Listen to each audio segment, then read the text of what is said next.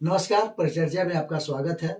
जैसा कि हम जानते हैं कि सीबीएसई 10-12 का एग्जामिनेशन आने वाला है। डेट भी तय हो गया, आ गया है, डेट शीट आ गया है। 17 फरवरी से एग्जाम होने वाला है। बच्चे परेशान हैं, तो बच्चे को परेशान नहीं होना है। बच्चे अगर जो सालों भर पढ़ता है, रेगुलर पढ़ रहा है, उसका कॉन्फिडेंस है, प्रैक्टिस किया है तो कोई नहीं। परीक्षा तो बहुत ये है। बच्चे क्या नहीं करें, सुनिए मैडम आप कुछ दो शब्द। जी सर, जो बोर्ड का एग्जाम होता है, जैसे कि सबकी लाइफ में जो फर्स्ट टाइम बोर्ड का एग्जाम देता है उनके लिए बहुत इंपॉर्टेंट रहता है वो एग्जाम। सो हम बस यही टिप्स देना चाहेंगे कि अगर आप कोई भी सब्जेक्ट का आंसर लिखते हैं तो उस क्वेश्चन पेपर में सेक्शन होते हैं, A section, B section, C section. तो अगर जैसे आप ए सेक्शन अटेम्प्ट कर रहे हैं तो अगर आपको बी सेक्शन का आंसर आता है तो आप कभी भी ए सेक्शन और बी सेक्शन को मिक्स करके आंसर ना लिखें। अगर ए सेक्शन कंप्लीट हो गया तभी आप बी सेक्शन अटेम्प्ट करें, क्योंकि जो एग्जामिनर होता है, जो चेकिंग करने वाले होते हैं, वो आपका आंसर नहीं ढूंढेंगे, वो आपका सेक्शन देखेंगे, सेक्शन में सारे क्वेश्चन है कि नहीं वो देखते हैं, वो आपका आंसर नहीं ढूंढेंगे क्योंकि उनके पास इतना टाइम नहीं होता। तो बच्चों से यही अनुरोध है कि जब भी आप आंसर लिखे सेक्शन वाइज अटेम्प्ट करें। हाँ, उस सेक्शन में आपको क्वेश्चन नंबर 5 पहले आता है तो आप 5 लिखिए, लेकिन उस सेक्शन में प्लीज दूसरा सेक्शन मिक्स ना करें, क्योंकि इससे आपके मार्क्स कम हो सकते हैं, आपके मार्क्स कम होने के चांसेस है। तो सेक्शन पे ध्यान दे, क्वेश्चन ऊपर नीचे लिखिए, लेकिन उसी सेक्शन को मद्देनजर रखते हुए लिखिए। बहुत अच्छा। जी सर। एग्जामिनर जो होते हैं बहुत प्रेशर में रहते हैं। बहुत साल मैं भी एग्जामिनर रहा हूँ, तो बड़ा प्रेशर होता है। कॉपी चेक करना बहुत बड़ा टफ काम है। तो उसमें बच्चे अगर मिक्सिंग कर देते हैं तो एग्जामिनर को बहुत प्रॉब्लम होता है, क्योंकि उसका मार्किंग ऊपर भी लिखना पड़ता है, तो एग्जामिनर जो है डिस्टर्ब हो जाता है। इसलिए सीक्वेंस में लिखे, जो भी खंड है उसको करें। सुजाता मैडम आप क्या कहना चाहती हैं? Thank you sir.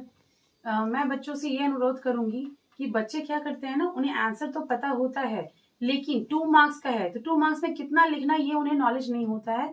तो ये उन्हें मैं अनुरोध करूंगी कि 30 to 40 वर्ड्स आप लिखो। 2 मार्क्स का दिया हुआ है, 6 कम मार्क्स का है तो 150 to 200 वर्ड्स आप दे सकते हो। इस तरह से टू दी पॉइंट आप आंसर लिखोगे तो जो करेक्शन करने वाले हैं तो उन्हें भी अच्छा लगेगा देखकर कि आप टू दी पॉइंट आंसर दिए हो। और राइटिंग जो कि बहुत जरूरी है, बिल्कुल नीट एंड क्लीन लिखो, आप सुंदर से लिखो, ताकि जो एग्जामिनर है वो जो चेक कर रहे हैं वो खुशी से आपको नंबर दे दे, उनको कोई सोचना ना पड़े या फिर क्या लिखे हो आप, कुछ पता नहीं चल रहा है, वो चीज नहीं होना चाहिए। और कोशिश करो कि सारे क्वेश्चंस को अटेम्प्ट करो, क्योंकि आप टाइम की कमी की वजह से क्या करते हो कि आंसर तो आपको आता है लेकिन आप कुछ क्वेश्चन छूट जाता है आपकी स्लो राइटिंग की वजह से। तो राइटिंग में प्रैक्टिस में करो तो बहुत अच्छा होगा। Thank you. बहुत अच्छा मैम।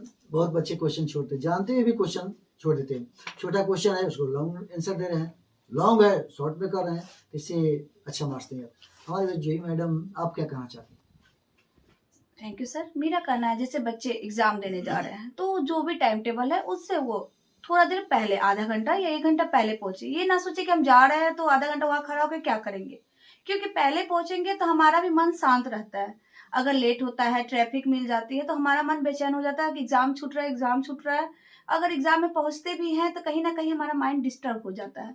तो इसलिए बच्चे को कोशिश करना चाहिए कि वो आधा घंटा 1 घंटा पहले जाकर सेंटर के पास जहां उनका एग्जाम पड़ा है वहां जाकर वो खड़े रहे। जैसे ही क्लास में उनको इंटर करने के लिए मौका मिले, अपना जाके अपना आराम से सीट पर बैठे, शांतिपूर्वक एकदम शांत मन को लेकर एकदम शांति से बैठे और उसके बाद वो एग्जाम देना शुरू करे तो उनका एग्जाम भी अच्छा जाता है। अगर वही मन बेचैन हो जाता है तो कहीं ना कहीं से उनको प्रॉब्लम आती है।